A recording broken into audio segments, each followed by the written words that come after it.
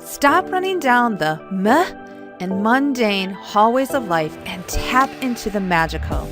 My name is Michelle Shutter. I am a life and leadership coach for women and host of the Life Coaching Classroom podcast. I like to welcome you to Life Coaching Classroom, where we walk with you in the hallways of life so you can align to the beautiful expansiveness of your true self through reconnection, reinvention, and rejuvenation. I'm so glad you're here. Welcome to class. Hey, welcome back to the podcast. My name is Michelle Shutter. I am a life and leadership coach for women, and I love to support women in reconnecting back to their true self because over time, we have become disconnected from our heart, from our essence, from our soul of who we are. And when we can create that beautiful alignment with the expansiveness of who we are, that's where the magic is.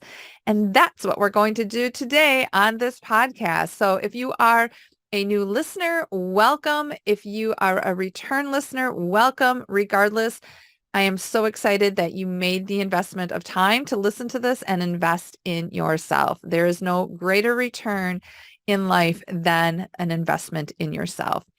So this podcast, episode 68, is actually going to be part one of part two, and it's all about honoring you. Last night, I opened the Life Coaching Classroom for a free unit study class, and that was called Honoring You. So what I wanted to do in this episode is to share just a little bit from that class, because sometimes just little nuggets can land with you in a whole different way. Just know that if you want access to the recording, it is actually to your advantage. So it is going to be available for the next 10 days because I messed up on how I scheduled the podcast. So you actually have a little bit more time to see the full class. If you want access to that, you're going to want to go to lifecoachingclassroom.com/unit, and that's where you will get access to it. So in this episode, I'm going to share with you a little bit about why we don't honor ourselves. And that is such a great topic for you to dive into, to look at a little bit more in depth. Perhaps some of the things I share with you will land with you. If they do, sit with it. Pull out a journal, write about it. Get the thoughts and feelings like out of your head, out of your body about it. And just look at it from an observer. Look at it as someone that is flying over you and taking a picture of it and just looking at it without judgment, without shame, without guilt, without any of those lower vibrational energies that really keep us repeating those same patterns. So without further ado, here is part of honoring you. And the third thing is that we're really afraid to let go of the old self and step into this place where we need to embody and trust and be the new self. And when I think of this, I think of giving myself permission. So I want to ask you, when we let go of the old, it can be scary because that old feels familiar. That old has just a certain level of quote unquote certainty, right? And we have to be willing to give ourselves permission to be something new that could potentially fail. But in that failure, there's also the ability to learn. We have to give ourselves permission to ask for help. Because if I think back to those days where I wore that superhero cape, help was just not in my vocabulary. Like, you're a superhero. Why would you need help? Why can't you just do it all on your own? So I never gave myself permission to ask for help.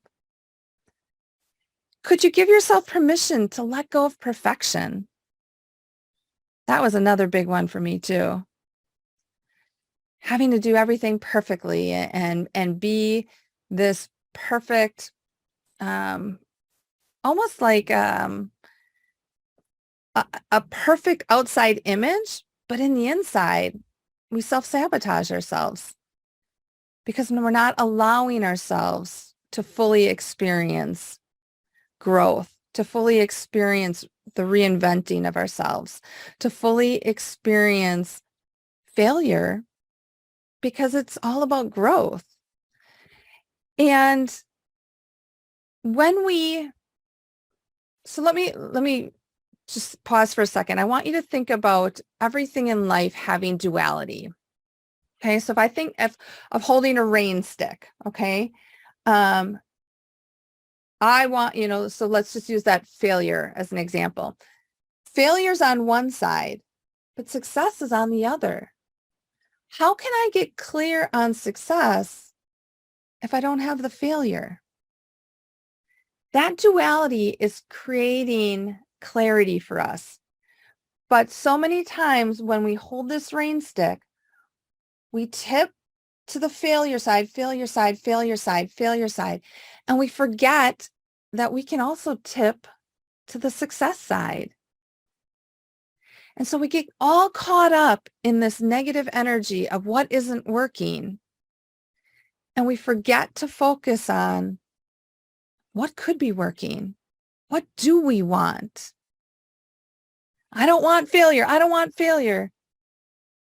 But we're running in that hamster wheel of lack. We're running in that hamster wheel of not having enough. But if we could we shift our focus and use all of this as the duality of it as a learning tool?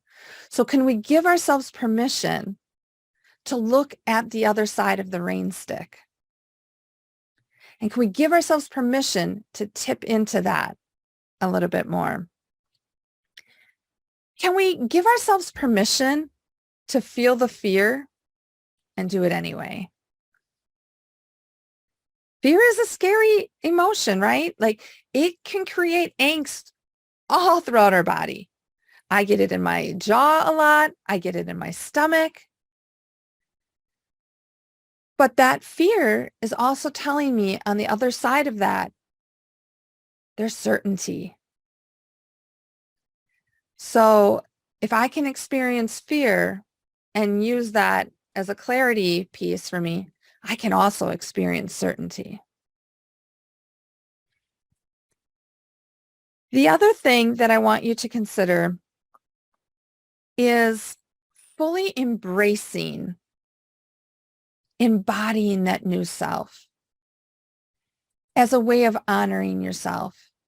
Because as you begin to peel back and expose different layers to your growth, to your self-improvement, to your self-development, as you begin to take risks, take steps, give yourself permission, you have to allow yourself to embody this new, to really fall in love with yourself in a whole new way. Because you're going to be like a snake, right? Like shedding that old skin. And it's going to want to like stay attached and creep in. But the more we can embody what we want and who we are becoming, the more it benefits us and honors ourselves. So we can use our past right now. We can use our old self as the wisdom, as the knowledge that we need to move into the new self, but we can't drag that old self with us. So if I go back to holding that rain stick, when you think of your new self, what do you want? What desire is there for you? And are you going to tip that rain stick towards what you want or what you don't want? Where are you going to keep your focus? It doesn't have to be perfect. It can be a work in progress, and we can still fully embody that and embrace it in a whole new way. Because I'm here to tell you those old patterns, those old habits, those old feelings of self-sabotage, even though they don't feel good, they're going to feel familiar. And that's what we have to overcome when we want to embody the new. So if you think of that awareness wheel, and you don't have to pick every single section, just pick maybe one section that you want to focus on. What is your desire there? What do you want? And I'm going to share this with you in terms, I used to be a teacher. I used to be an elementary teacher. And one of the things that I would do with my students would be like, okay, we're going to develop, some expectations, some rules at the beginning of the year. You could ask them a rule, but I would ask it in terms of, what should we do? And it was always, don't talk. Don't talk when the teacher's talking. Don't run in the hallway. Don't hit your friends. Like always don't. Well, already at a young age, we're focusing on the lack or not having it. And so as an adult, it's going to take some time to refocus and really get in that groove of focusing on what we do want. So when I would come back to those second graders, I would say, okay, right, you're not supposed to run in the hallway. What should you do? And it was challenging. It was challenging for them. But I want you to use that analogy when you are looking at, what do you want? Don't look at it from a place of lack, from not having. Look at it from embodying it and having that desire based on that awareness wheel.